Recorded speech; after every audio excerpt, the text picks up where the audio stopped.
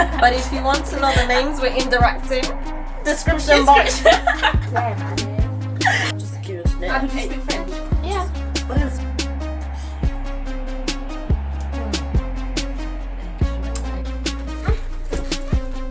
Yes, that's right. Right.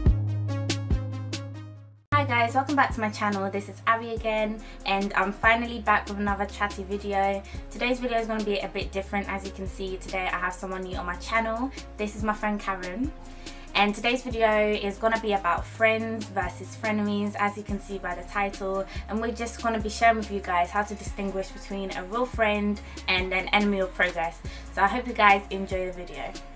Previously, I used to be very naive to think that we can all be friends with each other and you can have as many friends as possible and everything would be calm and be sweet. But when you distinguish those who are real from those who are fake, you can kind of have the chance to say we can be cool, we can be civil, but we just can't be close anymore. It's all about cutting down to like the few friends that you have. Like it's not always about having more than 10 friends. Yeah, you literally, like, a handful is enough. Like 2 or 3 close friends is literally all you need. a lot of us will be shouting and screaming, squad, squad.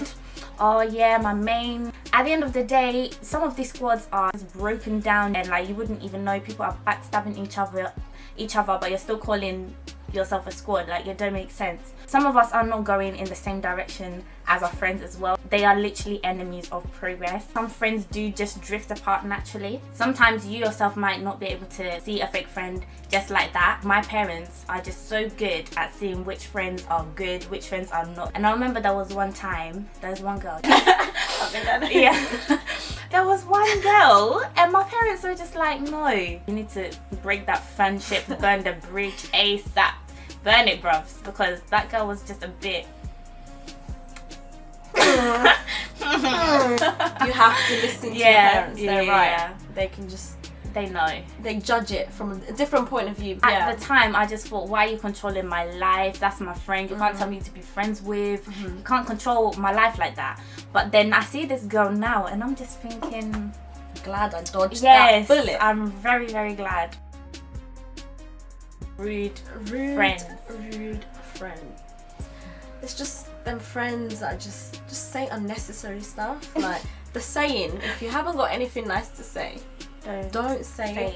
There's friends that, you know, are just so ready, like when there's a group of people, to just embarrass you and say things. You just like, oh, that was just between me and you. Like they don't need, certain things don't need to be brought up in front of people. It's like them friends you take in public with you, and then you're just thinking, oh mate, I should have looked you in the car time ago.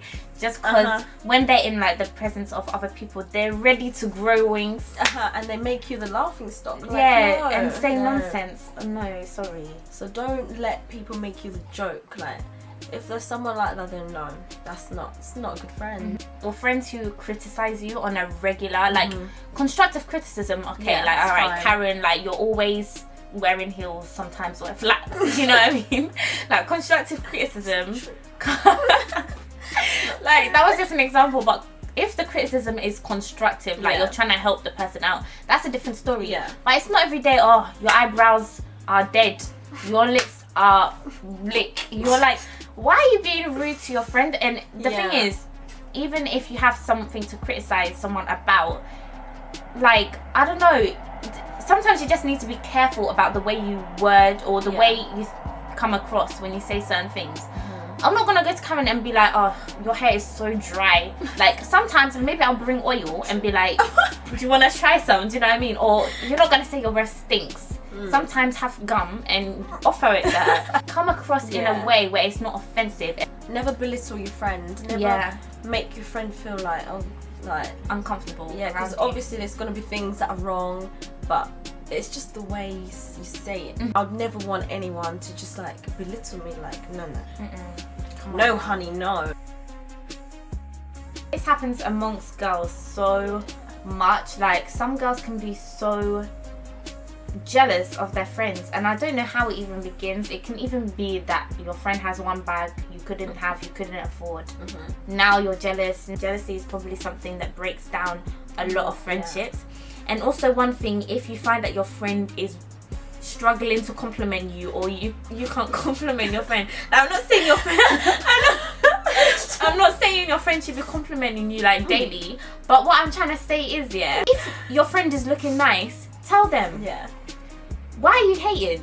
And if they're not, tell them too. Yeah, tell them as well. Don't play games, please. You can't allow your friend has one, her leave out is sticking up there and the weave is dangling down, and you're allowing her to walk out like that, because that's rude, you know. That's actually rude. That's so rude. Just because you want to look better than them, or because you're trying to be bigger than them, you're gonna allow your friend to walk around and disgrace herself. Because at the end of the day, they're the people you're associated with, so you're gonna be known as the girl with the friend with the funny weave. Exactly. No, just tell her, fix up. Just tell her, man. Come on. I don't understand why people are just refusing. Like, strangers will be so happy to tell them if they're doing something wrong, but you as their friend can't even say it. I'd rather Abbie tell me like, oh, your tag's sticking out, I can see panty line, like, fix up. Like, you need to help one another. There's no point in being jealous. Like, okay, if I look better than her, then no, because at the end of the day, that's your friend. Like, that's your squad. Oh my God. If Karen's looking nice, I will tell her, and it's quite rare. If Karen's looking nice, I'm not gonna be scared to tell her. It doesn't take any of my money away. It doesn't make me less pretty. It doesn't take anything away from me. It's just a compliment. It's not hard. Exactly. Some of you are really struggling, and I think that's just the perfect sign to show that you are the jealous friend. And if you are that, then you need to fix up, mate. Change that lifestyle. And I think maybe if you are jealous of your friend, or if your friend is jealous of you and you've like realized it, it's probably best to just have a bit of separation. I think that's probably the best thing, because jealous girls, oh, there's nothing worse. Friend is also someone who encourages and supports you, someone who you can go to and confide in. If your friend can't do them things, then that's not your friend. You can't trust your friend. You can't encourage, you can't, depend on them. If your friend is doing something for themselves and you can't support them, you're just not really fulfilling your purpose as a friend. Some of you lot, this is what I don't understand, right? For example, you'll stand in a queue for 10 hours to go and see, for example, Drake. Your own friend, you can't sit with them for 10 minutes. But with all these celebrities, all these stars, like, you'll be very willing to travel to next countries to go and see them. Sometimes when we have friends, we just think everything is going perfectly fine, and we won't even know that someone is a fake friend, or we won't know that someone isn't a good friend until we need them the most. Just clock that they weren't there for you. Them ones where, I don't know, they get, I don't know, something happens in their life and they think they're just bigger than you, and they're now looking down on you and saying, no, sorry, no. Don't allow your friend to disrespect you. Don't be the victim. I'm telling you right now. Do not let anyone look down on you. But even the ones that, they will ask you like, how are you, how's your day? But give it 2 seconds, it's already about them. Nah. Oh my gosh, I hate that. The ones, me. Even though they asked you, how are you doing? Next thing you know, it's back to them. Managed to turn it right around about them. You know, this one girl, oh my god. We were friends with her for time as well, but anyway. Shade, no shade, shade, no shade, shade, no shade. But if you want to know the names we're indirecting, description box. Oh my god. No, I'm joking. No. There's We're no not doing indirects, that. no shade. No. All we're saying is that we've experienced certain friendships. Just like, we really went through a lot, you know. Yeah. Come on, long way. I just think it's so annoying to have a friend who is so about themselves. They couldn't even care less about you. So there was one point in secondary school actually that I wasn't in school for about a couple weeks, and obviously one of my friends noticed. She was asking me why I wasn't in school, and she was probably my closest friend at that time in school. So I thought if I'm gonna tell anyone, it would be this girl. And she was like, don't worry, you can trust me, just let me know, I won't tell anyone, and all that kind of nonsense. By the time I got into school 2 weeks later, everyone knew. All the people in my class, all the people in my year, and she even went to add extra details onto the story. Like, she was telling people things that I didn't even know I'd been through. So obviously, because I only told one person, I knew exactly who it was that spread the message around. She's coming to say, oh, I'm sorry, it was an accident. How can you accidentally open your mouth to share other people's business, especially if it's your friend? I think from then on, I kind of learned that you can't really trust. Well, I can trust certain people now. Like, I have 2 people who I can trust 100%.